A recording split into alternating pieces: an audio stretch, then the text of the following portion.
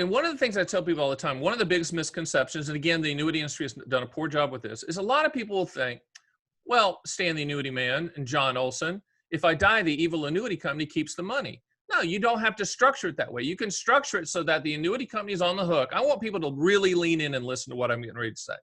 You can structure the lifetime income stream so that the annuity company is on the hook to pay as long as you're breathing, if it's joint life, as long as both of you, either one of you are breathing.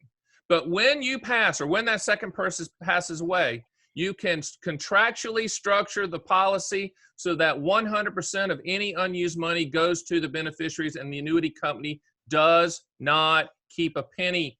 I need people to be clear about that. I repeat that 15 times a day to people, John, that think that the money goes poof when you die. Yes, that's one way to structure it, but 99% of the people that we work with do not structure what's called life only.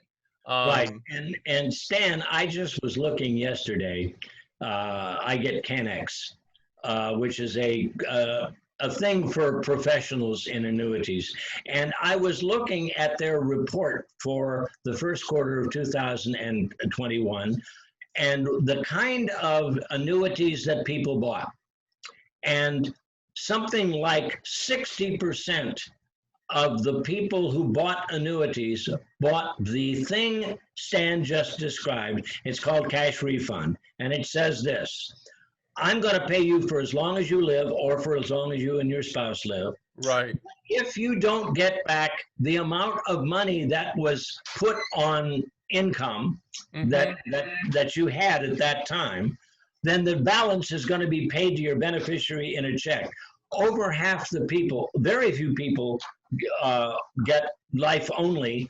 Although, by the way, if you have nobody that you care about, you're single, and either that or you have children but you don't like them, and you can say, I want the insurance company to be able to stop paying whenever I die. And that then will give you the single highest guaranteed income available for life on the planet. There is no other instrument that can do that.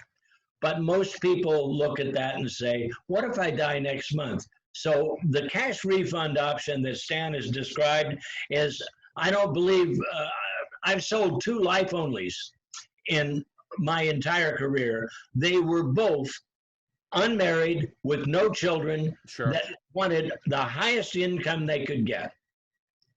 Everybody else, you can structure them the way that you want. When you they're customizable. I tell people that all the time. I wanted to pivot a little bit, John. We've been around a long time, both of us, and we've been in the industry for a long, long time. Anytime there's a low interest rate environment, that's when banks and brokerage firms and annuity companies come up with products out of midair. I mean, they just kind of invent them to attract customers and attract premium. One of the go-go products right now that's being sold primarily in banks and brokerage firms is what's called a buffered annuity. Now, John, you're going to get a kick out of this because I call it a copay annuity because it is kind of like a copay, because what they're saying is you're going to get a little bit extra upside as compared to an indexed annuity, but if it goes down, you might have to share in that downside risk, i.e. the copay. I can't wait to hear your take on what these buffered annuities, what do you think about buffered annuities? I get a lot of calls on them. I don't sell them for a lot of reasons. I don't believe in the concept. What's your take on buffered annuities, John? Well, first of all, you're absolutely right. Copay sounds right. The problem with but they're also called structured annuities. The same thing. I understand. I just think copay drives home the fact, because you're sharing in the risk. Right. If you have one of these annuities, typically you'll say this: we're going to give you more interest than you would have gotten from a straight index annuity. Sure. And if it loses money, we'll absorb the first 10% or 15% or 20%. Right. You get to select that.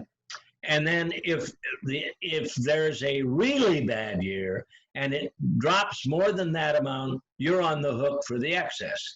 What strikes me is that's backwards. Yes, it is. Because what do you want to protect yourself against? A minor loss or a catastrophic loss?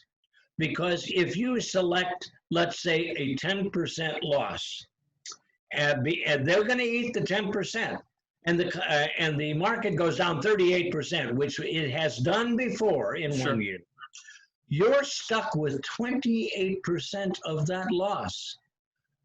That's going to hurt a lot more than if you had said, no, I'll take the 10, but they don't give you that option. Not only that, they are complicated because most of them are tracking indexes that haven't been around for a while. Yep. They have no track record. And to understand them requires go buy the book, Index Annuities, A Suitable Approach. Jack and I wrote that because of the fact that these products were so complicated, nobody knew how they worked. Well, But and yeah. also too, these are great bull market products, John. These are fear products sold in a bull market, and meaning that everyone's jittery about the rise of the markets, but they want to protect their downside. That's kind of the fear approach with too many index annuity presentations as well. But the point is, with the buffered annuities, I just challenge anyone to explain to the detail what they own. From a 30,000-foot view, I guess it looks pretty good. But if you know the details of it, then I challenge you to validate the purchase of it. And for any advisors that do happen to be listening and want to challenge me on that, come on, bring it. I have no problem, arguing that point. But I just think that buffered annuities, people aren't getting what they think they're getting. Hey, Stan the Annuity Man here. Did you like that little taste of my podcast, Fun with Annuities? Hey, if you want to see the full version, click the link and watch the whole darn thing. Remember, Fun with Annuities. Live in the reality, not the dream.